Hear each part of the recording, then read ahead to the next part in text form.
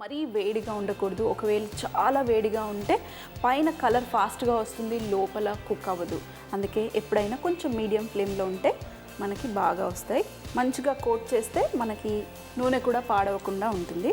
ఇంకొకటి మంచి రంగు వచ్చేంత వరకు, మరీ బ్రౌన్గా కాకుండా కొంచెం లైట్ బ్రౌన్గా వచ్చేంత వరకు మనము డీప్ ఫ్రై చేసుకుని టమాటో కెచప్ కానివ్వండి, గ్రీన్ చట్నీ కానివ్వండి, స్వీట్ చట్నీతో కానివ్వండి సర్వ్ చేస్తే చాలా చాలా బాగుంటుంది. సో చూడండి, మన ప్రోటీన్ కబాబ్స్ చక్కగా కాలిపోయాయి. స్విచ్ ఆఫ్ చేసేసేయండి. మరీ ఎక్కువగా రంగు రాలేదు, ఎందుకంటే ఇవి ఓట్స్ కాబట్టి ఓట్స్ ఎక్కువగా కలర్ రాదు. మీరు కావాలంటే బ్రెడ్ క్రమ్స్తో కోట్ చేసినా బాగుంటుంది. సో చూడండి, బయట క్రిస్పీగా, లోపల కొంచెం సాఫ్ట్గా. ఎవరికీ తెలీదు ఇది మనం పప్పుతో చేసామని, అది కూడా 5 రకాల పప్పులతో చేసామని ఎవరు గెస్ కూడా చేయలేరు.